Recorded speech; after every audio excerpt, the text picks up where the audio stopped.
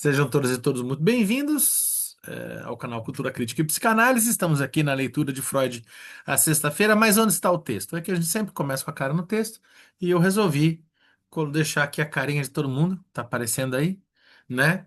O Edival sempre coberto de mistério. O Edival, vocês já repararam que o Edival é aquela voz, né? Que aparece, aquela voz misteriosa, né?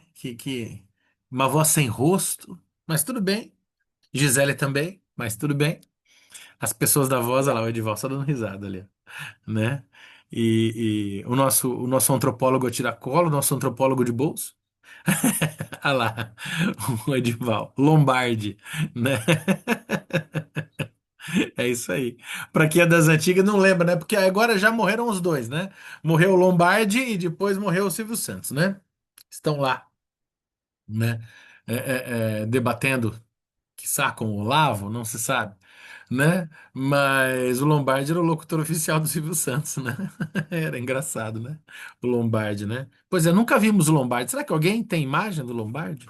Né? E do Edival? Então, vamos piratear o Edival, publicar no grupo, né? Hackear o Instagram dele, né? Mas não. Vamos lá, deixa eu colocar aqui, compartilhar o nosso texto.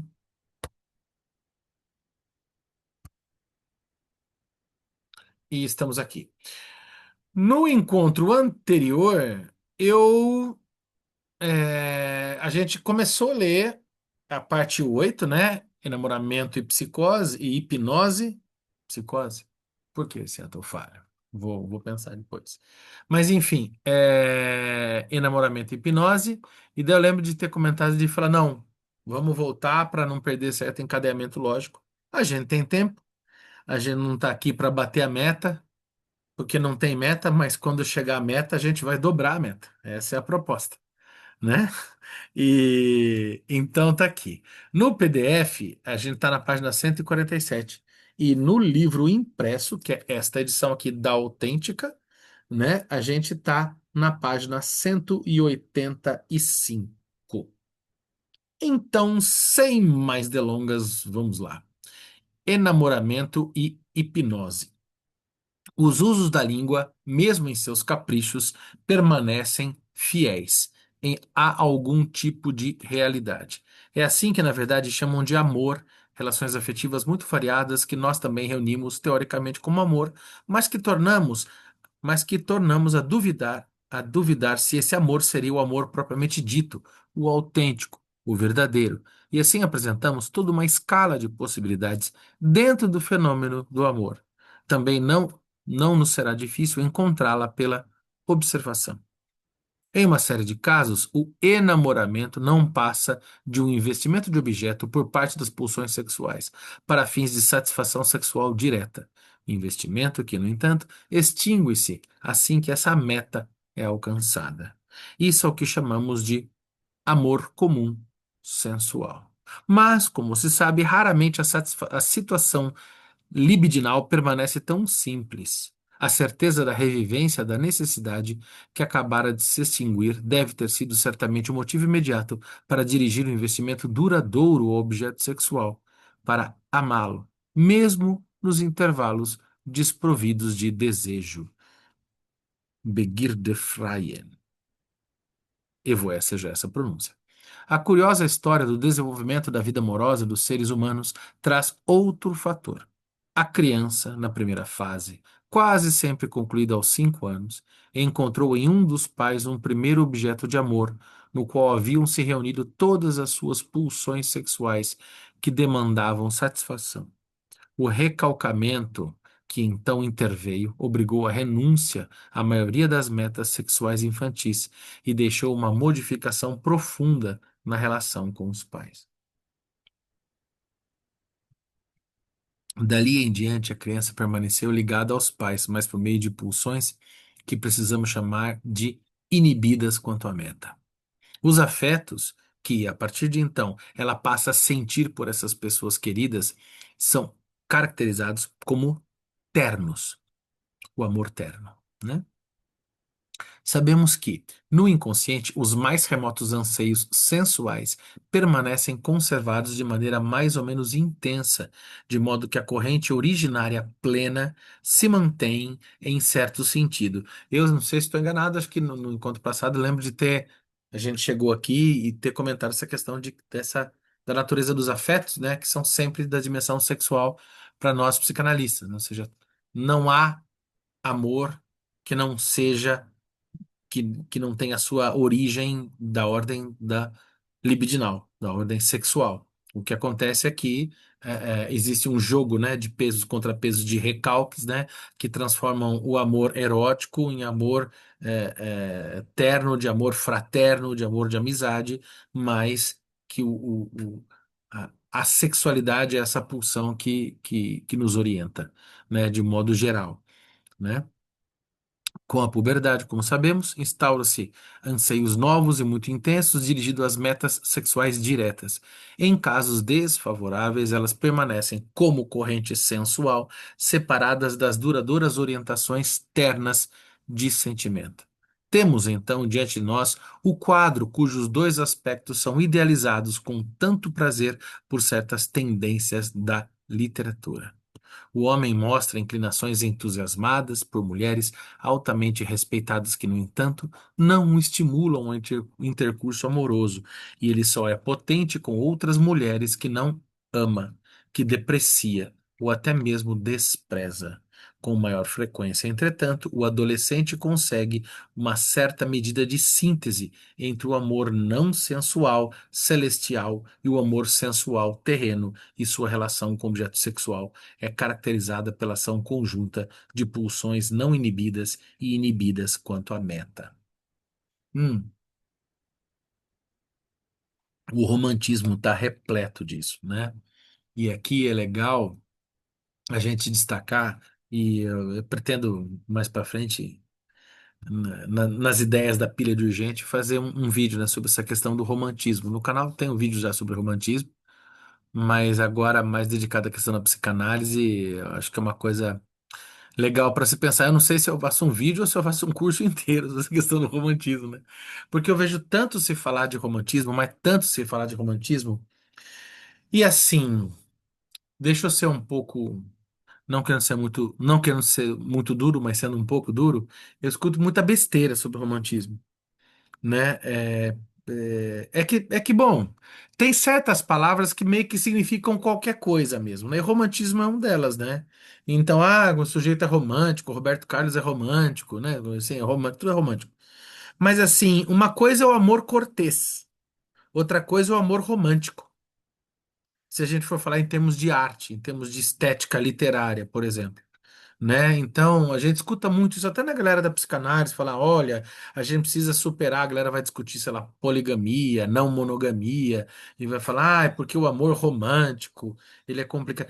Então, isso daí não é amor romântico, tá? Isso daí é amor tradicional, isso daí é amor cortês. O amor romântico é trágico. O amor romântico as pessoas morrem, elas se dilaceram, elas não conseguem conter as suas pulsões, elas estão fadadas à sua miséria plena, à impossibilidade da realização do pleno gozo afetivo do encontro, e a única coisa que resta é a morte.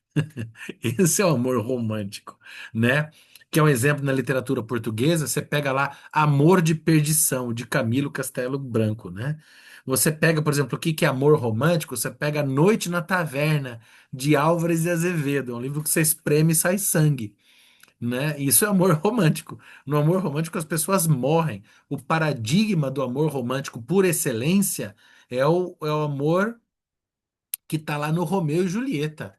Há uma impossibilidade da relação amorosa, porque as famílias são inimigas e tragicamente esse amor ele é fadado à morte. E morre Julieta e morre Romeu. Não me venham falar de spoiler, pelo amor de Deus, que a obra é renascentista, hein? Se a gente estiver dando spoiler do século XVI, XVII, que mundo é esse, né?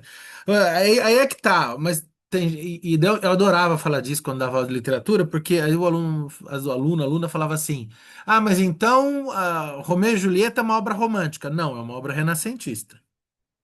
Mas então não é romântico, não. O romantismo é que é Romeu e Julieta, não o Romeu e Julieta que é romântico.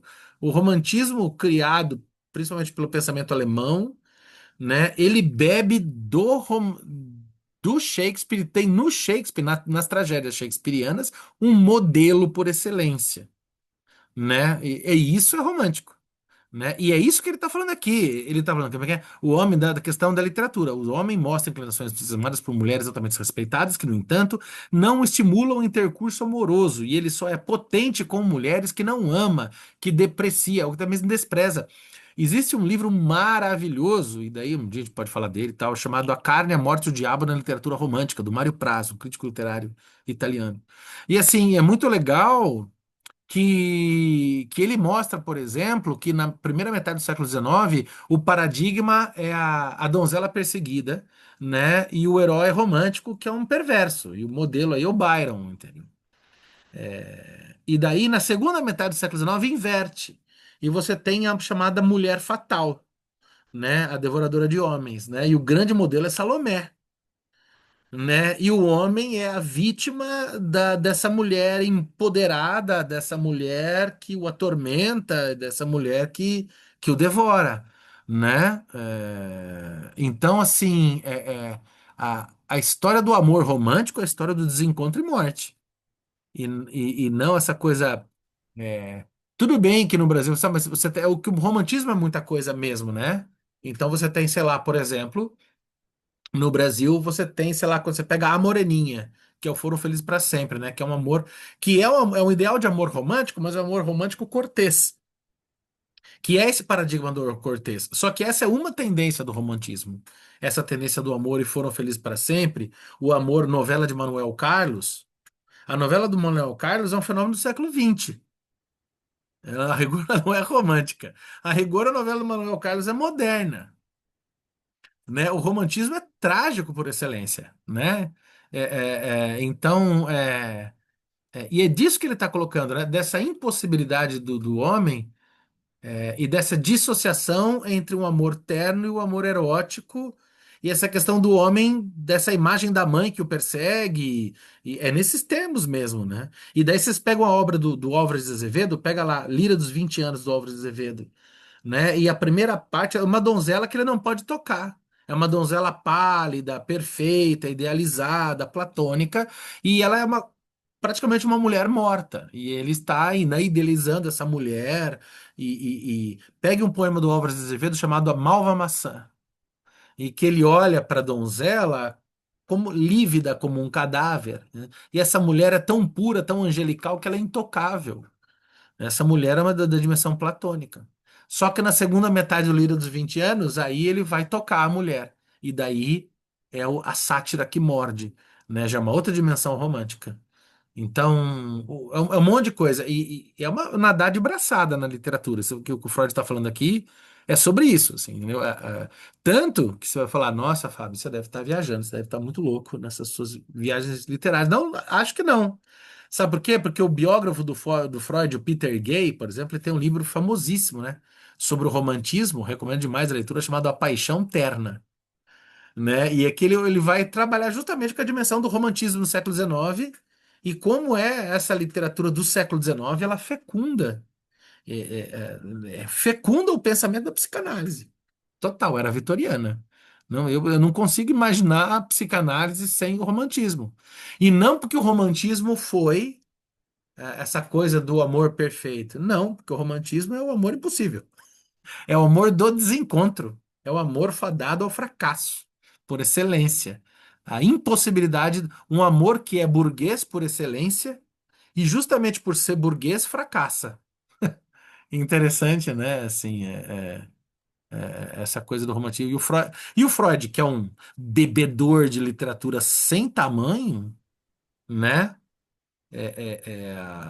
Inclusive, a Vivi se assustou, que ela colocou misericórdia. O romantismo. O romantismo é rock and roll. Aliás, o rock and roll é romântico, por excelência, assim, né? Eu gosto de pensar. Inclusive, tem uma música do Alice in Chains que eu gosto muito, chamada Love, Hate Love, né? que ele fala de um desencontro amoroso e que ele vai matar a parceira amorosa, quase como um homem que mata e se suicida, incapaz de lidar com o tormento dessa paixão, assim, uma paixão que devora, que consome. É uma música muito bonita, obviamente, um vocal rasgado, Larry Staley, a guitarra, né, do Love, Hate, Love, assim, eu acho que o Love, Hate, Love do álbum Facelift do Alice in Chains é um grande paradigma do que é o amor romântico, que é o amor que esguicha sangue para todos os lados, né?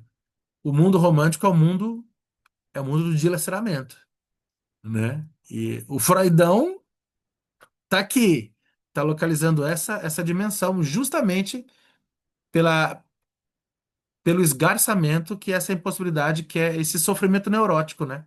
Dessa fantasia neurótica, edipiana. É isso aí. É isso aí. Fábio, Fala, beijo.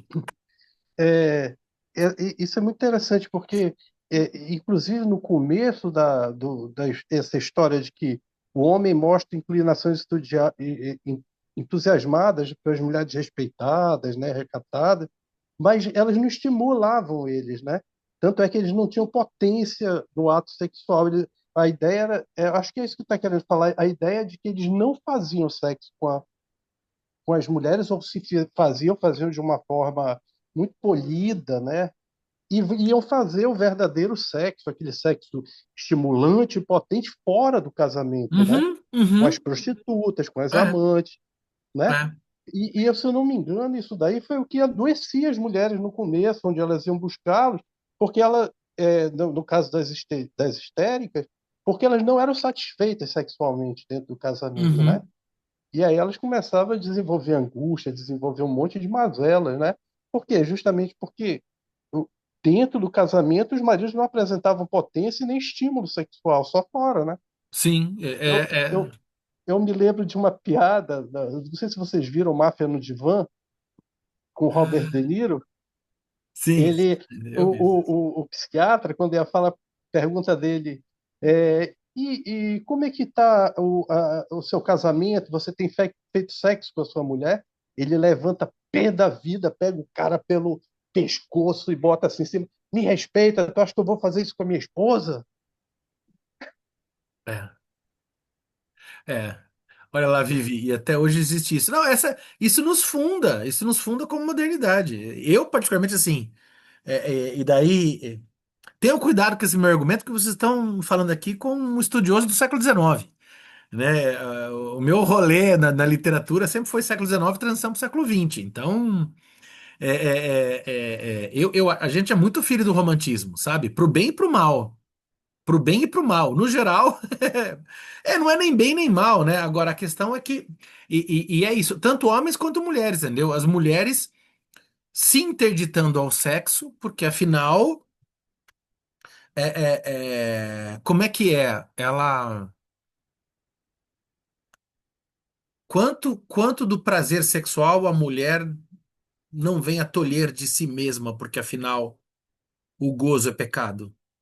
Pessoa pode não ser cristã, pessoa, mas é aquilo, isso nos invade, isso nos atravessa, isso faz parte da nossa cultura ocidental.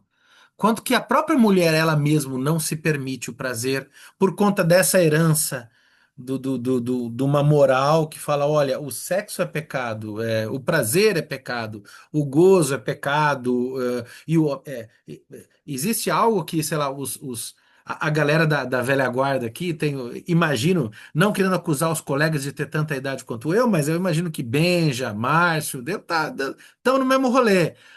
A gente veio de um mundo em que a fala que a gente ouvia das ruas, imagino, tô colocando vocês no mesmo balaio, me corrija se eu estiver enganado, mas a nossa geração ouvia coisas do tipo assim: existe mulher para casar e mulher para cruzar. Isso, sabe, não é com nenhum orgulho que a gente diz coisa dessa, mas sim, é desse mundo que a gente veio e esse mundo não acabou, tá? Esse mundo não acabou porque se tivesse acabado não tinha Red Pill. O que é o movimento Red Pill, senão uma reposição disso? Essa coisa das trad wives, das mulheres tradicionais, né? É aquilo, não tem nenhum, o lugar da mulher é onde ela quiser, não tem nenhum problema a mulher se colocar como não, eu quero ficar em casa, o marido ganha dinheiro, sustentar no lindo maravilhoso. Não tem nenhum problema. A questão é, mas essa mulher pode gozar em todos os sentidos, inclusive no sexual? Ou também o objetivo dela é ser submissa ao marido que vai se satisfazer apenas em fora do casamento? E tudo bem se isso for bom para ela, porque afinal talvez ela não goste de sexo, e que legal. Mas é assim? Ou é para obedecer o homem, inclusive, não ter prazer? Porque isso organiza, quando a gente vai lá, a gente volta lá para Casa Grande Senzala, a questão, por exemplo, das escravas de sexo, e dos senhores de engenho, era sobre isso. As mulheres brancas para casar e as mulheres negras para o prazer. O paradigma no Brasil, que é a questão da raça, por exemplo, da questão da escravidão. Então, por exemplo, aquele paradigma da mulher mulata ser a mulher fogosa, a nossa civilização foi construída em cima disso. Não estou dizendo que isso seja bom, estou dizendo que não, muito pelo contrário, estou dizendo que isso é é um grande embaraço para todos nós. Mas isso vai aparecer, isso é tema para psicanálise e isso aparece no consultório. E as pessoas chegam com essa questão. E as pessoas chegam sim com esses atravessamentos. E é legal a gente ter noção de que é sobre isso. Que isso nos organiza barra desorganiza. E atrapalha as relações, inclusive entre pessoas que estão querendo ter prazer, assim, democrático, igualitário, né? Que é preciso falar sobre isso, é preciso trazer isso para a nossa realidade, né? E essas questões do amor, né? Que amor é esse? Daí essa questão de que a pessoa não tem preconceito porque, sei lá, namora alguém de outra classe social, de outra dimensão étnica. Então, não necessariamente, né? Isso é muito espinhudo, muito complexo, mas essa frase, esse pedacinho aqui, e o Freud tem esse poder, né? Essas coisinhas simples que o Freud põe abrem para um debates gigantescos, assim, né? Que nos atravessam. Deixa eu ver os nossos comentários aqui do grupo. O Edival. História da Sexualidade, volume 2. Fala você de... Vivi a família tradicional. E a família tradicional ela nos atravessa, né? Mário, É, bem rapidinho também. Oi, oi, oi. Tem um livro que o nome é Cor Imperial, né?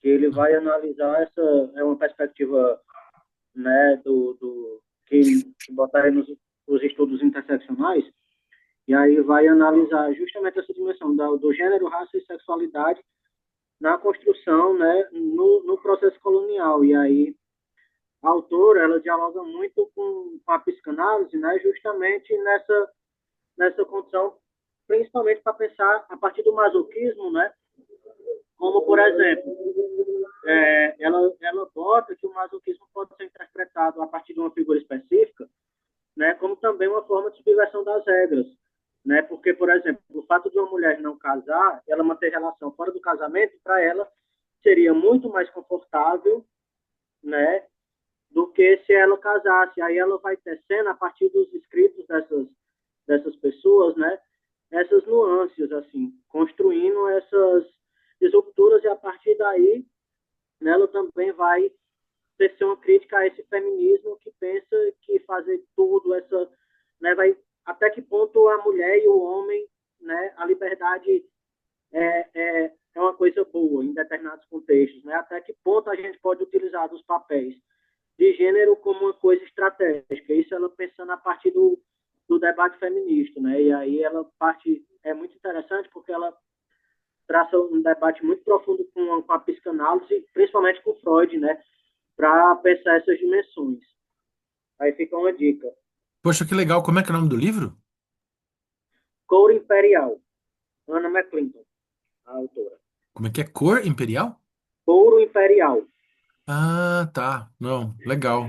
E esse que você falou, História da Sexualidade, volume 2 é o do Foucault que você está falando? Isso, Tá. né? Que Massa, massa. vai pensar nessa dimensão do gozo, né? Do uso dos prazeres, Aham. justamente nessa dimensão, né? Assim, também como uma você controlar também desse debate confessional, né, dessa sociedade que é da teoria que ele diz que quanto mais se fala sobre o sexo, sobre o gozo, né, é, mais mais controle você tem sobre ele, né, justamente, que é dessa máxima de que a gente pensa que fala pouco sobre o sexo, mas ele vai justamente dizer que é o contrário, né? E aí ele parte dessa parte do gozo, porque a história da sexualidade agora já está aí com 5 volumes, descobriram um recente aí, né? E aí ele vai fazendo essa arqueologia dele, né? Desde a Idade Média, né? Aí ele parte da Idade Média, aí vai para os antigos e tal. E é muito interessante para pensar como os discursos acerca do gozo, né? Do prazer, eles são moldados também historicamente, né? Oh, legal demais. Fala, Benji. Inclusive, a história da sexualidade são quatro, eram três, agora são quatro. Eu acho que o Edival falou que já estão lançando a quinta, né? Quatro ou cinco, é. E eu comprei ontem. Por acaso, eu comprei ontem os quatro. Está numa promoção na Amazon de 199 por 119. Ai, meu cartão. Quem puder, É, não, a história chega da lá que sexualidade eu acho legal, né? É do legal Foucault essa é visão. legal, né? O Foucault é um ponto interessante, né? Porque ele tá nessa coisa de filosofia, história, psicanálise, né? Ele tá até literatura, né? Porque ele passa até por Sade, né? E tem bem interessante, né? Essa questão que ele tá tocando aqui e que passa por esses mecanismos identificatórios, né? Em última instância, geram assim, geram questões de uma dimensão muito forte. Quando a gente pega isso, por exemplo, em Gabriela Cravo e Canela, né, do Jorge Amado, tá passando por essas questões, né? Essa questão da Tieta do Agreste também, da liberdade sexual da mulher, do lugar da mulher, né, da sexualidade feminina, né? Essa mulher que é dona do próprio corpo, né? Como isso é tão contemporâneo, por exemplo, as meninas aí que são profissionais do sexo, da sexualidade, essa dimensão, por exemplo, do OnlyFans, né? Como isso vem sendo repensado por muitas mulheres no contemporâneo, e como você tem, por exemplo, toda uma proibição, uma interdição disso, meninas que são impedidas de mostrar. E não é porque estão sendo vetadas em mostrar questões eróticas, por exemplo, no Instagram. Não, tem suas contas derrubadas com shadow ban, porque estão opinando e falando, né, no universo do Instagram, e isso é mal visto, né, a questão da própria da prostituição, né, do erotismo, né, como isso é mal, é sempre um tabu, né, isso é um tabu, e como isso, o mundo contemporâneo tenta por demais se afastar dessa questão, e isso nos atravessa. E não só no ambiente da família tradicional, naqueles que assumidamente são mal resolvidos com isso, como o é a galera no geral das direitas, como também nas esquerdas, né? No sentido de que vamos então moralizar a sexualidade, e o sexo livre tem que ser assim, aí entra aquilo que o Edivaldo estava falando, né? O sexo livre tem que ser assim, o sexo livre tem que ser aquilo, né? Tem regras, né, e tal, mas espera lá, como é que é isso, né? Como é que se lida com essa dimensão, né? É, é, é muito complexo, né, assim, tudo isso, né? Enfim, não complicando, mas indo adiante, né? Não resolvendo, mas indo adiante, né? Com maior frequência, entretanto, o adolescente consegue uma certa medida de síntese entre o amor não sensual, celestial, e o amor sensual terreno. Em sua relação com o objeto sexual, é caracterizada pela ação conjunta de pulsões não inibidas e inibidas quanto à meta. Em relação à contribuição das pulsões de ternura, inibidas quanto à meta, que podemos medir o nível do enamoramento em oposição ao apetite, Begehren, meramente sensual. No contexto desse enamoramento, chamamos a atenção desde o início o fenômeno da supervalorização sexual, o fato de o objeto amado desfrutar de certa liberdade em relação à crítica, de todas as suas qualidades serem mais altamente valorizadas do que as de pessoas não amadas, ou do que num tempo em que ele não era amado. No caso de um recalcamento ou de um afastamento razoavelmente eficaz dos anseios sensuais, instala-se a ilusão de que o objeto, por causa de suas vantagens anímicas, também seja amado sensualmente, enquanto inversamente é apenas o deleite sensual que pode ter lhe emprestado essas vantagens. A tendência que aqui falseia a tendência que aqui falseia o juízo é a da idealização. Mas com isso é mais fácil nos orientarmos. Nós reconhecemos que o objeto é tratado como se fosse o próprio eu, que, portanto, no enamoramento, uma medida maior de libido narcísica transborda sobre o objeto. Olha uma dimensão kleiniana aqui, né? Essa coisa da projeção, então. Em algumas formas de escolha amorosa, salta até mesmo à vista que o objeto sirva para substituir um ideal do eu próprio, mas não alcançável. Ele é amado por causa das perfeições que se almeja para o próprio eu, e as quais agora se gostaria de obter por esse desvio para a satisfação de seu narcisismo.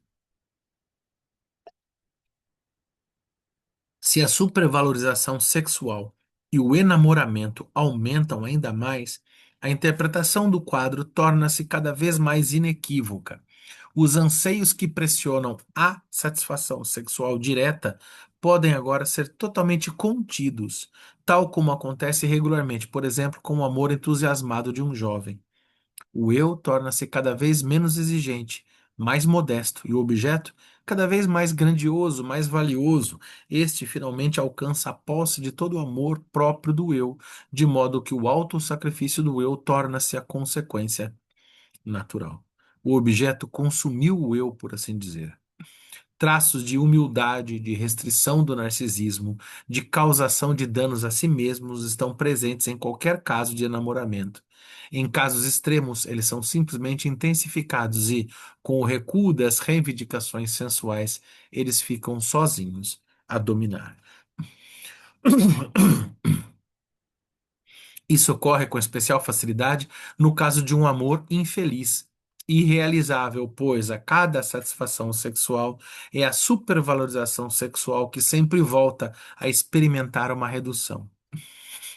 Simultaneamente a essa entrega do eu ao objeto, a qual não mais se distingue a dedicação sublimada a uma ideia abstrata, falham inteiramente as funções atribuídas ao ideal do eu. Silencia-se a crítica exercida por essa instância. Tudo o que o objeto faz e exige é correto e inatacável. A consciência moral não encontra outra aplicação para tudo o que ocorre em favor do objeto. Na cegueira amorosa, nos tornamos criminosos sem remorso. A situação inteira se deixa resumir, sem resíduos, em uma fórmula. O objeto colocou-se no lugar ideal do eu. É, esse movimento, para mim, e me corrijam aqui, gente, como é que eu estou pensando isso? Eu estou tentando fazer um movimento aqui, mas não estou muito certo disso, mas me parece que a gente pode colocar em termos kleinianos dessa questão de a projeção do objeto bom e a introjeção do objeto mau, né?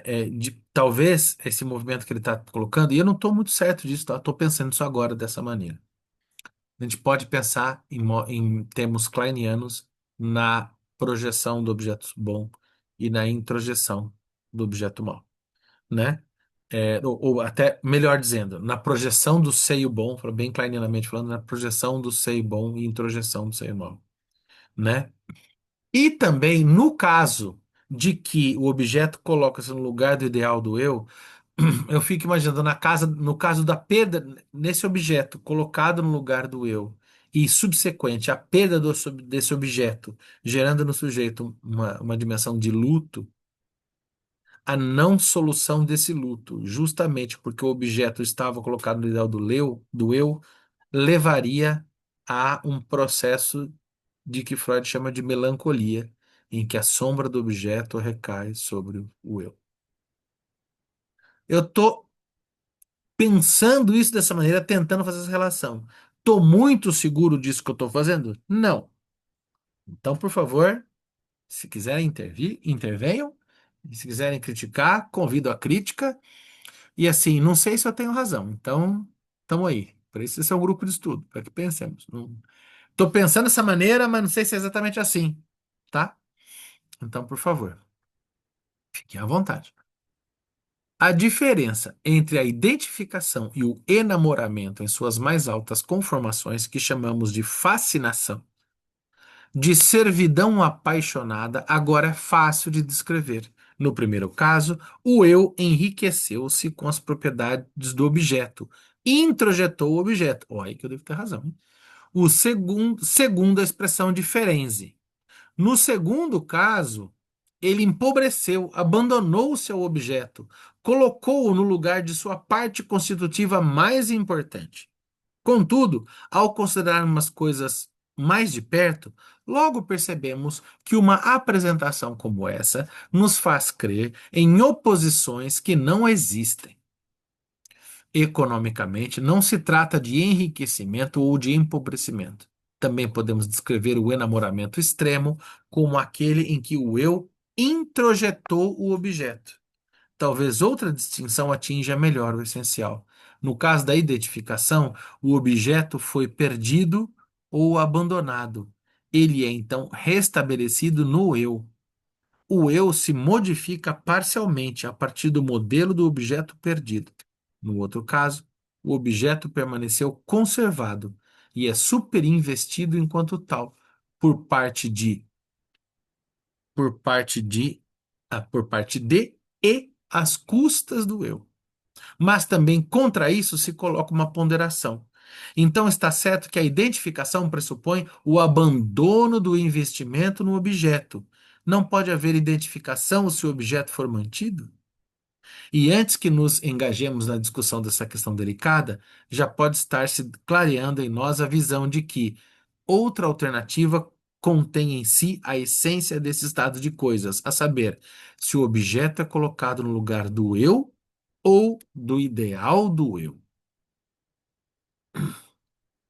E aí?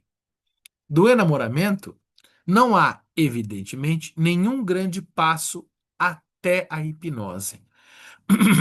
As concordâncias entre ambos são notáveis. A mesma humilde submissão, a mesma docilidade, a mesma ausência de crítica, tanto em relação ao hipnotizador quanto em relação ao objeto amado.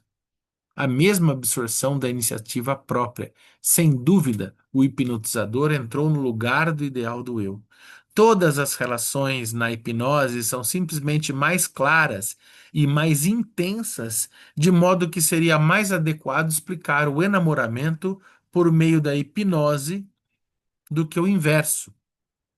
Ou seja, é mais fácil demonstrar o amor como um tipo de hipnose do que hipnose como um tipo de amor, né? Se eu estou entendendo direito. O hipnotizador é o único objeto, nenhum outro será considerado ao lado dele. Que o eu viva oniricamente aquilo que o hipnotizador exige e afirma, adverte-nos de que também deixamos de mencionar, entre as funções do ideal do eu, o exercício da prova de realidade. Não é de se admirar que o eu tome uma percepção como real. Se a instância psíquica normalmente encarregada da tarefa da prova de realidade intervier por essa realidade, a ausência total de anseios com metas sexuais desinibidas contribui ainda mais para a extrema pureza dos fenômenos. Vou reler isso aqui, achei interessante. A ausência total de anseios com metas sexuais desinibidas contribui ainda mais para a extrema pureza dos fenômenos. A relação hipnótica é uma entrega apaixonada sem restrições, com exclusão da satisfação sexual, enquanto uma entrega como essa no enamoramento é postergada apenas por algum tempo e permanece em segundo plano como uma possível meta posterior. Por outro lado, também podemos dizer que a relação hipnótica seria, se essa expressão for permitida, uma formação de massas a dois. Olha que legal, né? A hipnose não é um bom objeto de comparação com a formação de massas, porque é antes idêntica a ela. Da estrutura complicada, ela isola para nós um elemento, a conduta do indivíduo da massa em relação ao líder. A hipnose se distingue da formação de massas por essa restrição do número, da mesma forma que ela se distingue do enamoramento pela ausência de anseios diretamente sexuais. Nesse contexto, ela mantém o meio termo entre ambas, né? Ou seja, na hipnose você não tem essa dimensão do sexual. No apaixonamento que tem a sexualidade, você não tem a dimensão da hipnose, funciona como massa, mas a massa é um fenômeno coletivo, sem a dimensão da sexualidade, a meta, da satisfação da meta. Enquanto mais o procedimento é muito parecido na dimensão, né, de no lugar do objeto, o ideal do eu, né? É interessante ver que justamente os anseios sexuais inibidos quanto à meta conseguem ligações tão duradouras entre os humanos. Mas isso é fácil de entender através do fato de que eles não são capazes de uma satisfação plena, ao passo que os anseios sexuais inibidos experimentam através da descarga abfua, que ocorre a cada vez que a meta sexual é atingida, uma redução extraordinária. O amor sensual é destinado a se extinguir na satisfação. Para que ele possa durar, é preciso, desde o início, que ele esteja deslocado para componentes puramente ternos, isto é, inibidos quanto à meta, ou que sofra uma transposição como essa. Aqui ele está dizendo que com o tempo essa questão sexual ela tende a arrefecer, né? Ela Uhum. tende a e aí fica por mais que diminui essa questão da relação sexual, de atingir a meta sexual, permanece o amor, né?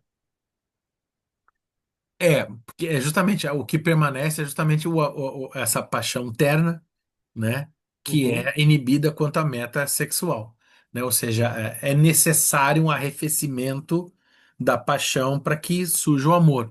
O amor é um processo e a paixão é um processo de identificação, né? uhum. A paixão ela é eu vou usar uma palavra que não é estritamente psicanalítica aqui, não sei se é bem laico, mas a paixão é um delírio, né? A paixão é uma fantasia, né? Enquanto a paixão é uma projeção, né? O sujeito pega aquilo que ele tem de mais bonito, projeta no outro, fala, olha, o outro é assim, não é não. Você está olhando para aquilo que você quer ver em você no outro e E, está e projetando, ao e é isso ponto ao ponto de o outro se tornar aquela representação do ideal do eu, né? aí. Como Aquilo. líder da É, massa, né? Ele só, é, só tem olho para aquilo que aquilo falar para ele é é, certo, ele está feliz, ele está com a autoestima lá em cima, seguro, é. Por né? exemplo, para ficar um pouco mais fácil, para a gente ir para a questão da massa, que é bem interessante, é aquilo, né? Por exemplo, olha só. Sei lá, você pega em líderes autoritários, e autoritários nada, líderes fascistas mesmo, né? Nazistas mesmo, como Trump, por exemplo. É isso. Ah, mas olha só, ele tá expulsando, matando e maltratando os estrangeiros. Sim, mas ele falou que ele ia fazer isso, né? Então, não é o nosso caso, que o Bolsonaro. Bolsonaro, ele mata, ele oprime, mas ele falou que ele ia fazer isso. É curioso que o opressor, ele ainda assim eleja, o oprimido eleja esse opressor como modelo. Sim, é, é, é, é, mas porque a dimensão é passional, é completamente identificatória. Então ele projeta aquilo no outro. Eu vou trazer aqui um caso muito polêmico, que assim, espero que. Vamos ver se isso daqui vai dar muito hater, né? Lá no YouTube, mas vamos ver. O caso terrível, horroroso, péssimo, abjeto, desumano do cachorrinho orelha. Horroroso, objeto, terrível. Nossa, eu tenho cachorro, adoro cachorro. Assim, quem não gosta de cachorrinho, né? Minha alegria no Instagram é vídeo de cachorrinho, né? Ótimo. Mas olha só, até gente que se coloca como progressista, defendendo praticamente uma espécie de linchamento dos supostos responsáveis disso. Aí eu vi um vídeo de um comediante aí muito legal, e que ele tá horrorizado com a proteção que a polícia tá dando para os rapazes que estão voltando lá do estrangeiro, porque vão ter que se apresentar à polícia, tal, tal, tal, tal. Que é absurdo protegê-los. Não, não é absurdo. Estenda julgamento. Ah, mas se fosse na favela, tomava tapa. Mas então, vocês querem que o modelo seja o tomar tapa na favela? Ou tomar tapa na favela não é ruim? O policial violento não está errado. A gente vai pegar o modelo errado e a pessoa não consegue ver. É uma identificação. Por quê? É o lado, é essa projeção desse eu, né, atravessado por essas dimensões de violência tão marcantes da nossa cultura. Violência esta que, por exemplo, pode ser violência, violência contra o outro, violência contra o subalterno, violência contra o periférico, violência contra animais. Mas ele tem essa violência nele, aí ele olha para o outro nessa situação, ele entende justificado, então ele está fazendo aquilo que ele está recriminando e ele está completamente apaixonado e está numa relação de delírio. Teve um caso no Brasil de uma mulher que foi acusada, e parece que era isso mesmo, de cometer, acho que, abuso sexual e assassinato de criança. Isso anos atrás. E daí divulgou-se uma foto da mulher. E daí o que acontece era na região litorânea, se não me engano, aqui do estado de São Paulo. E daí acharam a mulher, foram para cima da mulher, mataram a mulher, espancaram a mulher, até que descobriram que não era a mulher e era parecida com a mulher. Mas não teve jeito, mataram a mulher. Esse estado de enamoramento das massas que entram nesse afã, nessa conexão coletiva, nesse apaixonamento, e não, vão matar. Aí é aquilo, eu tenho certeza que é que- se eu fizesse um vídeo sobre o cachorrinho orelha e falasse, olha, gente, não, a gente não tem que querer, a gente pode até ter ódio, mas não matar. Existe lei, tá? Civilização, existe a lei. Você está defendendo os assassinos do cachorro orelha? Não, não estou, mas olha só. Não. Vamos mudar a maioridade penal porque mataram cachorro orelha. Não, tem lei no Brasil. O problema não é a lei. O problema é ela só ser aplicada para quem é pobre, para quem é negro, para quem é periférico e não ser aplicada para quem é rico. Esse é o problema. Não, não ter lei. Mas não adianta. Falou do cara. Hoje é isso. Se alguém vier, fala, não sei, olha, marquem, talvez haverá hater nesse vídeo aqui, né? O psicanalista está defendendo os espancadores de cachorro. Não, não estou, Fábio, aí a gente volta para aquela história da pulsão de vida e pulsão de morte, né? né? Começa com a pulsão de morte destrutiva lá e termina aqui. É, Então, então o que que adianta? A gente está ferindo a cultura que uma hora vai voltar contra a gente, cedo ou tarde, né? é, cai nessa dimensão, né? E daí não é possível conversar. As pessoas entram Uhum. nesse lugar, né? Mas, por um lado, eu acho que então esse modelo devia ser adotado. Porque eu estava conversando isso no café da manhã com meu marido, né? Ele é todo radical, acha que a polícia tem que agir, não sei o quê, não sei o quê. Aí eu falei, tá. E você viu que encontraram droga na casa de um dos meninos. Aí, o que que acontece? O policial entrou com a educação, que tinha advogado esperando, as pessoas têm condição Uhum. social. Se realmente é numa favela, você já viu aqueles programas que eles invadem favela e com câmera, não sei o quê? É. Ele já fala para o menino, e aí, tem passagem? Por que que eles não fizeram lá na Casa do Branco? Então, Não, também claro, tem que é. se ver esse modelo, Aham, claro, repensar esse modelo de claro. abordagem. Tem que Sim. ter respeito, onde Não, ele estiver, é que tinha que ser né? respeitoso assim na favela e não ser Exato, é isso que eu tô falando, é exatamente isso que eu tô é, falando. Esse modelo bom é, que eles fizeram, mostraram, exato. entraram lá com a educação Uhum, e olharam na gaveta com cuidado, na casa do pobre favelado lá, o cara entra, joga tudo pra cima, uhum, fala com a mulher, e aí, não tem mais nada? Não, vai falando aí com aquele linguajar horroroso, é, desrespeitoso, né? Ele tá sim, dentro da casa de uma pessoa e sim. não tem o menor Putz, eu fiquei revoltada hoje, já logo no café da manhã. Assim, Falei, então, teria que ser bom assim, ó, ele entrar com educação, claro, encontrou a droga, investiga. É isso, pra polícia é é, isso, agora não. Chegar lá com o maior desrespeito, não importa onde ele tá, se ele tá na favela, ele tá na casa daquela pessoa, entendeu? claro.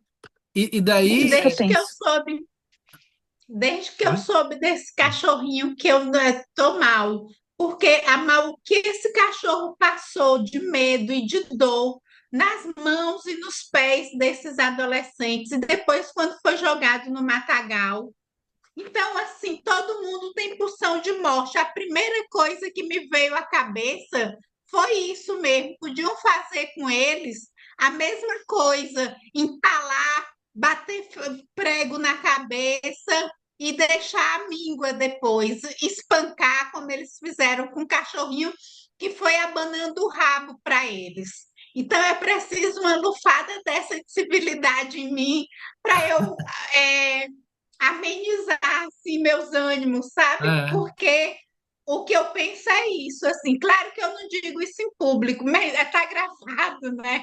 E Não, pronto, mas fica tô tranquila. dizendo Ter passado agora. pela sua cabeça não te faz uma pessoa que vai fazer isso, né? Também Sim, é isso é também. verdade. Não, sentiu Eu ódio, é acho que claro, tudo bem, eu também foi. senti, né? Todos nós sentimos ódio. Óbvio que passam coisas horrorosas na nossa cabeça. Entretanto, a gente falar, vamos mudar a lei, porque agora certamente vai ter algum deputado querendo visualização para botar no TikTok, vamos criminalizar aqueles, vamos baixar a minoridade penal por causa do rapaz que bateu no cachorro.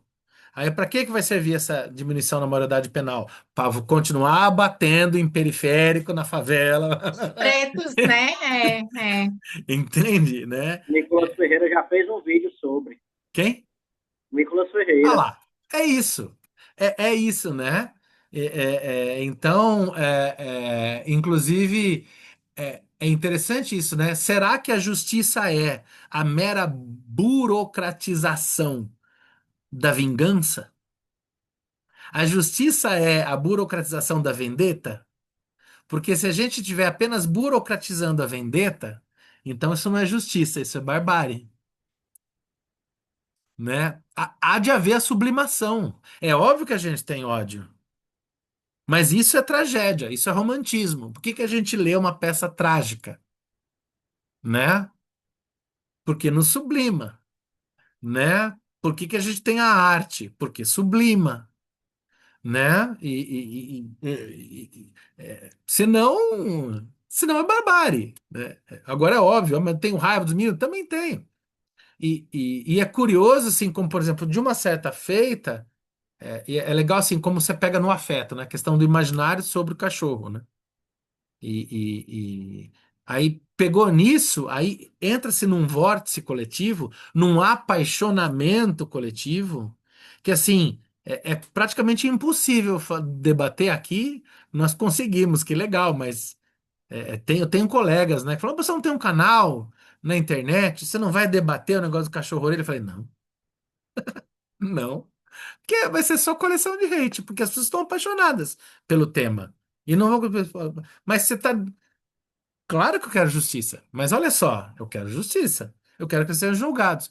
Eu vou até para o nosso campo aqui deslocar o debate para a seguinte questão. Eu não tenho absolutamente nenhum problema, eu não tenho nenhum problema com a condição luxuosa da cela do senhor Jair Messias. O que eu acho erradíssimo é que todas as condições carcerárias no Brasil não tenham a mesma dignidade que não está tendo o senhor Jair Messias. Eu não tenho. Inclusive com o padrão que ele idolatra, que é o de Nayib Bukele, né? Se você pegar aquela É, as ideias lá, é muito contraditório até no discurso, né? Assim. Tipo, ah, o teu é. som não tá bom, não. Oi? Teu som não tá legal, não. Quando tu fala, parece que tu tá lá longe. O meu som? Não, do Edival. Não, do Ah, do Edival? Edival. Mas é que o Edival, ele tem essa dimensão mística, né? Vocês sabiam, né? Que ele não tem rosto, ele Assim, tem uma é coisa mesmo assim de bem distante, né? voz do superego, ele vem É com. meio voz da consciência, assim, a voz. É. Aí, Edival, pressão para você abrir a câmera, hein? Ó, então, isso é assédio, viu, gente? Um- Uma outra, uma outra coisa também é quando sempre que acontece algum adolescente cometendo algum crime bárbaro, já vem alguém, algum político também Toda vez. oportunista, falando, olha, vamos diminuir isso aí para 13 anos, É, toda 12 vez. anos já tem que estar na cadeia com todo mundo. E que assim, eu confesso assim que eu quando vi a história do cachorro, eu não quis ver muito, porque eu falei, não, eu não aguento, eu não mexe com o cachorrinho, não. Não é legal pra mim. Eu falei, beleza, que seja feita a justiça, é isso aí, justiça tá aí pra isso, tem que agir, né? Mas assim, ao mesmo tempo, eu fiquei espantado com essa. E que legal que tem a mobilização, tem que ter essa cobrança, mas é que assim, me pareceu algumas pessoas assim, sabe, ó, absurdo no sentido de que coisa nova. Não, gente, isso não é novo. Não faz tanto tempo, teve lá aqueles rapazes de Brasília que tacaram fogo no índio e depois saíram falando assim: pô, mas vocês tacaram fogo no índio? Ele falou: ah, era índio? A gente achou que era um mendigo. Ah, tá, mendigo pode. E Né? Ou era seja, justamente né? Ou seja, essa é a nossa sociedade. É isso que. essa dimensão, né? Que eu Né, estava pensando, que eu sou muito interpelado pela leitura de Judith Butler, né? E aí, quando ela vai falar em precariedade, né? É, qual vida é passiva de luto, que é um tema que toda vida ela está dentro, percorrendo as obras, né? E é justamente isso, né? Tipo, essa galera da extrema-direita aí consegue se mobilizar em relação a um cachorro que, sim, né? Foi bárbaro e tal, mas quando morre uma pessoa trans não tem toda essa mobilização, né? né? Aqui em Fortaleza, eu não recordo qual foi o ano, mas que a galera filmou matando uma travesti com tijoladas e carregaram o corpo dela dentro do carrinho de mão, né? E aí a gente não vê toda essa mobilização até no campo discursivo em relação a isso. Fábio, mas tu entende o que ele está falando? Parece que só tu consegue se conectar, porque fica concordando aí com Edival, não é, não sei o que mais lá, alta conexão. Edival, eu juro que eu me esforço e não consigo entender o que tu está falando. Eu entendo, Edival. Acho que você trocar o microfone aí, ó. E quando você puder aparecer, porque a gente já está curioso. O movimento, né? Pelas vozes e visualizações de Edival. É o nosso antropólogo. No começo eu também não entendia muito bem, não, mas agora eu já estou entendendo, agora eu já estou entendendo aqui, tem um signozinho que eu já estou pescando e aprendendo a entender legal. Ô, seus psicanalistas, É uma questão aprender de a fé. ouvir. É, aprender a ouvir Para mim está sendo psicanalista. uma questão de fé ainda. É, não, vamos meu, ó, ouvir. O Edival escreveu aqui também, para além da voz do Edival, mas a voz escrita aqui, né? Como diria, sobre essa dimensão, voltando a essa questão das paixões, né? E pensando, a gente falou da paixão em relação a essa dimensão criminal, que nos mobiliza, né? A paixão ideológica, a paixão, né, das coisas e tal. E voltando a essa questão da paixão com do enamoramento, o Edival trouxe aqui, né? Como diria Marília Mendonça, entre aspas, me apaixonei pelo que inventei de você. Virou até novela, né? É legal isso, né? Mas essa é a paixão mesmo, né? Inventar o outro no sentido de projetar, né? Eu acho que Estilo outro. esse virou até novela que ele falou foi da mulher que foi linchada, né? Ah, tá, da mulher que virou de inchada, virou novela? Isso eu não sei. É? Foi. Olha Acabou de só. colocar isso. Tá, né? Ó, Edival, isso, é isso aí. Né? Olha lá, Edival, todos aqui fazendo movimento pela aparição do Edival. Né? É, é, retomando aqui, o amor sensual é destinado a se extinguir na satisfação. Para que ele possa durar, é preciso, desde o início, que ele seja deslocado para componentes puramente ternos, isto é, inibidos quanto à meta, ou que sofra uma transposição como essa. A hipnose resolveria tranquilamente para nós o enigma da constituição libidinal de uma massa, se ela mesma ainda não contivesse traços que escapam ao esclarecimento racional fornecidos até agora, ou seja, enquanto enamoramento com exclusão de anseios diretamente sexuais. Ainda há muito nela que precisa ser reconhecido como não compreendido como mítico. Ela contém um suplemento de paralisia proveniente da relação entre um ser superpoderoso e um ser impotente, desamparado, o que de certa forma nos remete à hipnose por terror em animais. Olha que doideira. Falávamos de animaizinhos aí, né? Ela contém um suplemento de paralisia proveniente da relação entre um ser superpoderoso e um imponente, desamparado, o que de certa forma nos remete à hipnose por terror em animais, né? Aquele animal que está petrificado de terror, né? A maneira como que é um animal acuado, né? Vamos dizer assim, né? A maneira como ela é... Essa Oi. hipnose seria aquilo, olha, quando você sair do transe, vai ficar com medo de galinha, é isso?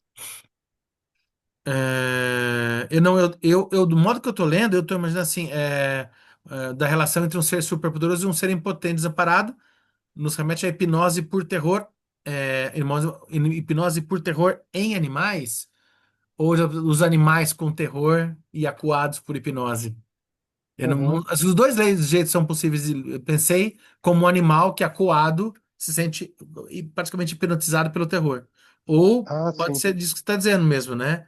Que é o caso Uhum. de hipnose.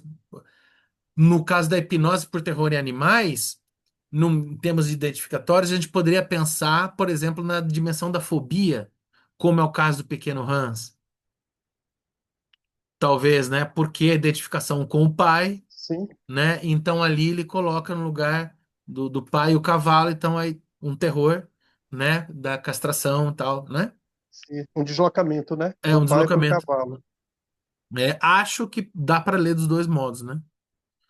A maneira como ela é produzida e sua relação com o sono não são transparentes, e a escolha enigmática de pessoas que se prestam a ela, enquanto outras a rejeitam completamente, reenvia a um fator ainda desconhecido que nela é realizado e que talvez só então torne possível a pureza das posições libidinais.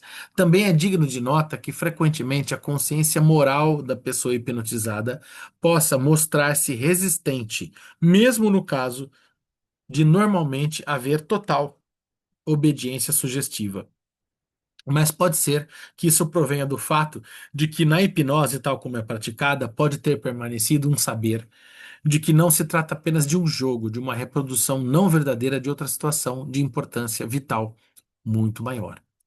Mas após essas discussões, estamos plenamente preparados para indicar a fórmula da constituição libidinal de uma massa, ao menos de uma massa como essa que consideramos até aqui, que, portanto, possui um líder e que não foi por excesso de organização que ela pôde adquirir secundariamente as propriedades de um indivíduo.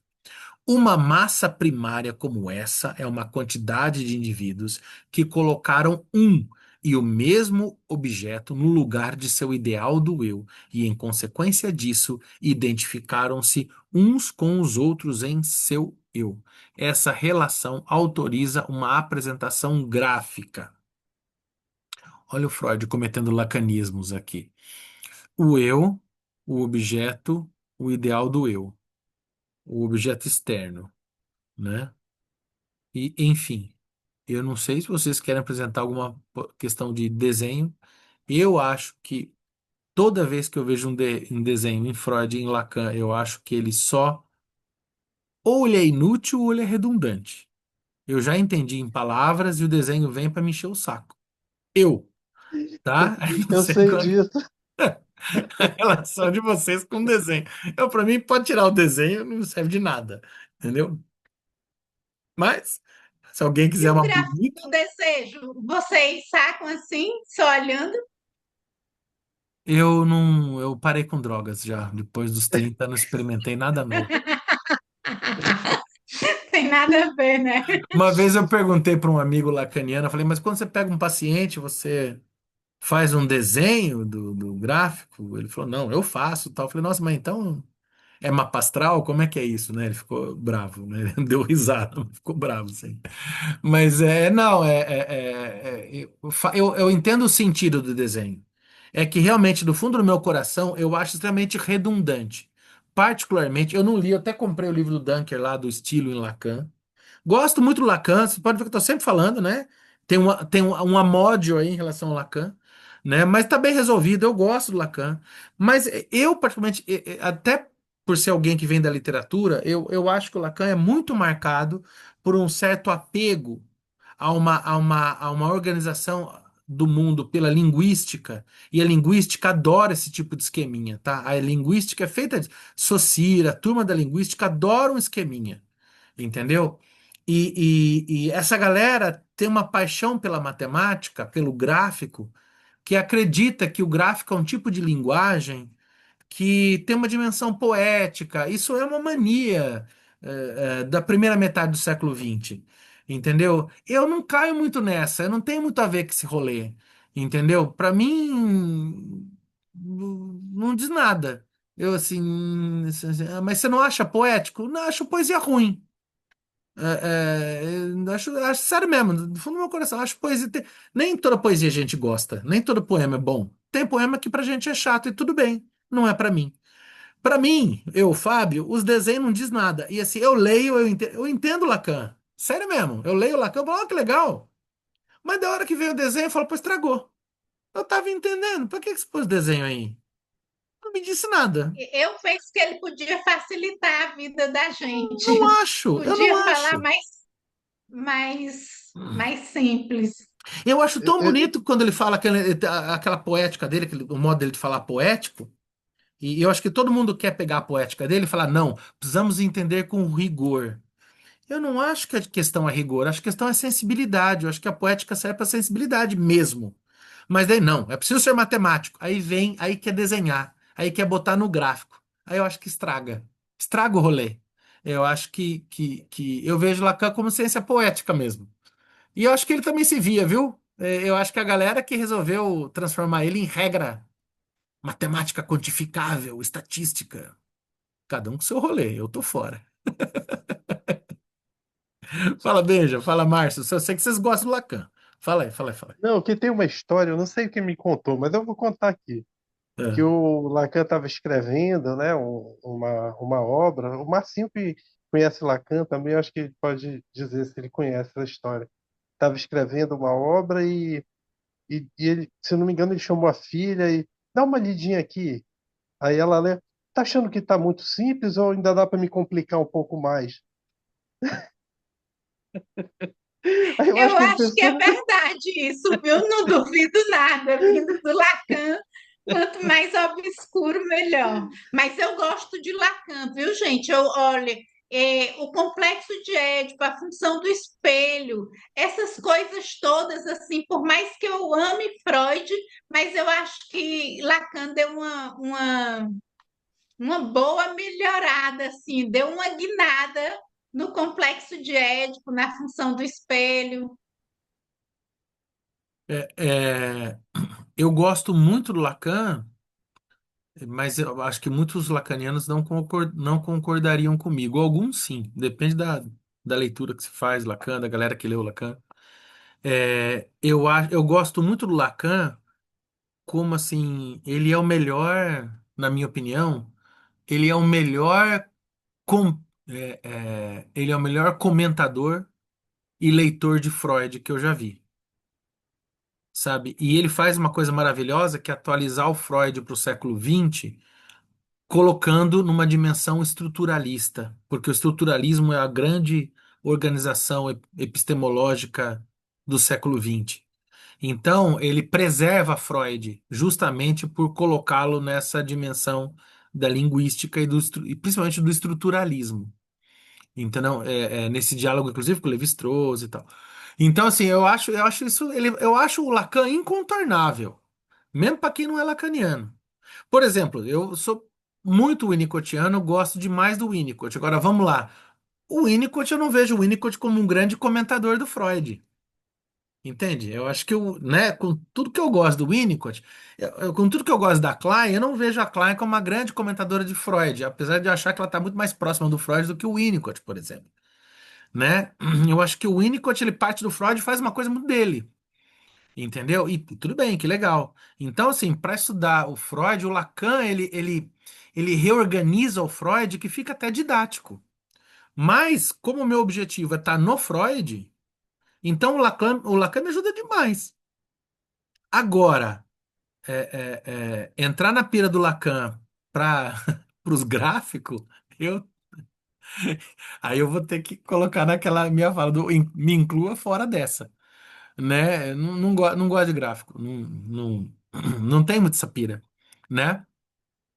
E Eu aqui no tô, Freud, esse gráfico aqui, por exemplo, ali estava explicado, uma massa primária como essa, que precisa de um líder, né? Que é o que ele está tratando, né? Olha que legal. É uma quantidade de indivíduos que colocam um e o mesmo objeto no lugar do seu ideal do eu, né? Eles pegam um e o mesmo, ou seja, todos eles têm o mesmo. Olha como é didático.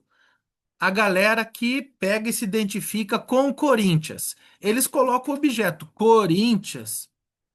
Cada um da massa põe o Corinthians como seu objeto. E veja, como é uma massa, o objeto é o mesmo. Quando ele fala, como é que é? No objeto, lugar do ideal, do eu, identifica os. Como é que é? E que colocam um e o mesmo. Ou seja, para os corintianos formarem uma massa, não basta cada um colocar um objeto, tem que ser o mesmo. Qual que é o objeto? Esse símbolo lá que tem os reminhos lá, imagina, que é o Corinthians, né? No lugar de ser o ideal do eu. Então, para o corintiano formando massa, aquele símbolo Corinthians é o ideal do eu dele. Em consequência disso, identificam-se um com os outros em seu eu, porque todos têm o mesmo eu, ideal do eu.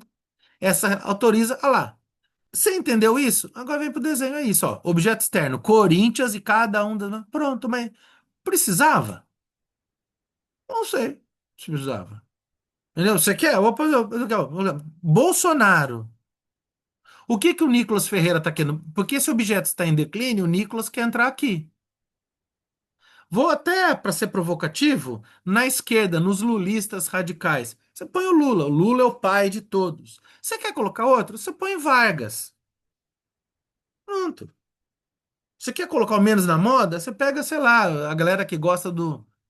Que vai no show do My Chemical Romance. Os fãs da banda de rock. Pronto, é isso. Aí você vai lá no show como é que chama lá? Da Taylor Swift. Todo mundo que tá lá conhece todas as letras. Ah, a Taylor Swift é o máximo. Ah, ela é maravilhosa. Todos se identificam com a Taylor Swift. A Taylor Swift é o ideal. Ninguém conhece a Taylor Swift. Ninguém jantou com ela. Ninguém falou com ela. Ninguém viu com ela. Todo mundo escuta ela pelo Spotify do mesmo jeito. Mas a Taylor Swift é a minha vida. Aí quando chega lá no show, adolescente, a menina, o menino que adora a Taylor Swift, grita que nem o louco. Por quê? Porque é o seu ideal do eu colocado ali. Entendeu isso? Ótimo. Para que o desenho? Não vejo por quê, né? Mas tá bom. Tem um desenho. Beleza. Fica no desenho. Acho só redundante, né? Mas. Olha lá, Vivi. Eu amo Lacan, pô. Olha lá. A Vivi, por exemplo, olha lá. Para a Vivi tem o Lacan, né? Mas eu preciso confessar que eu gosto muito de Lacan, Olha mas lá. eu vim entender mais ou menos Lacan com Nasio, com Bruce Fink, porque e eu sei que assim a gente tem que ir na fonte, mas se não fossem esses comentadores, eu não sabia nem para onde ia Lacan. Né?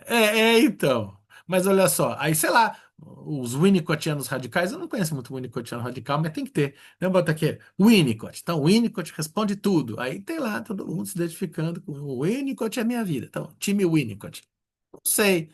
Eu acho que o psicanalista é aquele que sabe, assim, o lugar legal para o psicanalista é aquele que sabe que o nosso mecanismo é esse e criticamente fala: sim, eu tenho minhas projeções de ideais, mas deixa eu ficar esperto para eu não cair nessa armadilha aqui.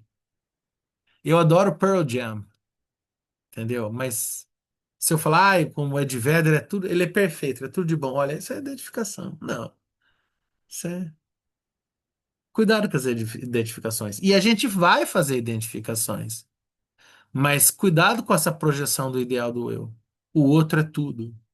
Né? Como é que a galera, como é que a gente chama? Quem a gente ama? É até uma moda já, todo mundo chama, né? Ô vida, o outro é a minha vida.